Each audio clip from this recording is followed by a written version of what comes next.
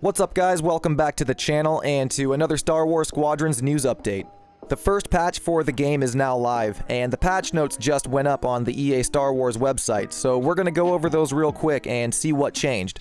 If you find this information helpful and you want to find your way back for more Squadrons videos, hit that thumbs up button and consider subscribing and getting notified. It'll also help me in the algorithm a little bit, since making videos on Squadrons instead of Battlefront 2 is like starting YouTube all over again, so I'd really appreciate it. But with that, let's check out the information. This isn't the biggest list of notes, so this should be pretty quick. The first item on the patch notes is a pretty big one, and that's a fix to the Fleet Battles ranking system bug. The game was not ranking players correctly after their 10 placement matches in Fleet Battles. Most players seem to be getting the lowest level of the Maverick ranking, regardless of how well they seem to do, but this has now been fixed after this patch. Here's the thing though, if you have not yet started your placement matches, you will be placed normally, but if you've already started, or if you're done with the 10 placement matches, then only the remaining games from here on out will use the corrected system. The matches you've already completed under the old system will still count, and as a side note here, it says that there will be no rank resets at this time. After that, we have some really good news for players who use a throttle and stick setup.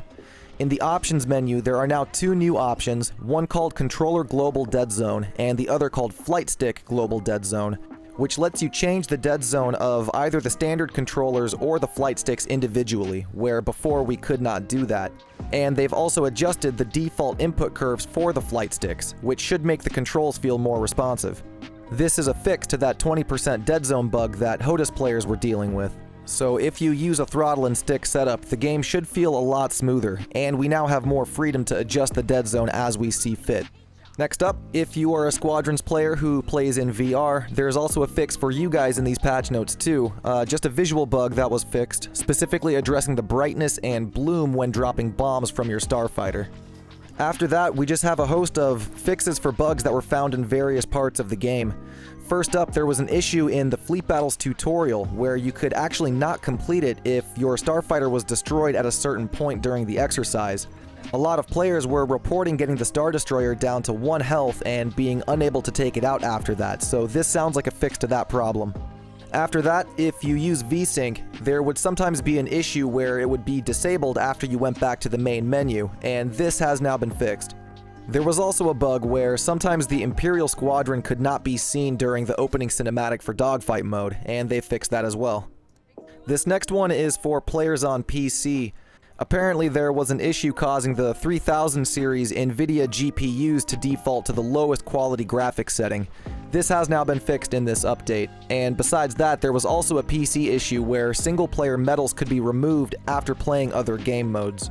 This patch fixes that specifically on PC, although the devs are aware of the issue also being on console, and they will bring a fix to PlayStation and Xbox at a later time.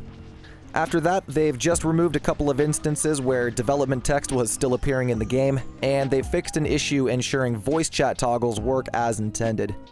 They also improved the spectator feature's stability in the online PvP modes, along with other general stability improvements and fixes. These are all the updates and changes in the 1.1 patch notes, but they do also include a link to a page where they have a list of known issues still in the game, and the list is actually pretty big. I'll have a link to that as well in the description below if you want to check it out and see if any problems that you've encountered are on that list. That is, if they weren't addressed in these 1.1 patch notes. But with that, that is today's Squadrons news update. Again, I'll have the patch notes linked below in the description if you want to check them out for yourself, along with that link to the list of known issues. If you found today's video helpful, I'd really appreciate that thumbs up, and if you want to find your way back for more Star Wars Squadrons videos, consider subscribing and getting notified, since YouTube won't send you notifications if you don't ring that little bell. But that's gonna do it from me. I appreciate you guys stopping by the bazaar, and I will see you out in the next one. Peace.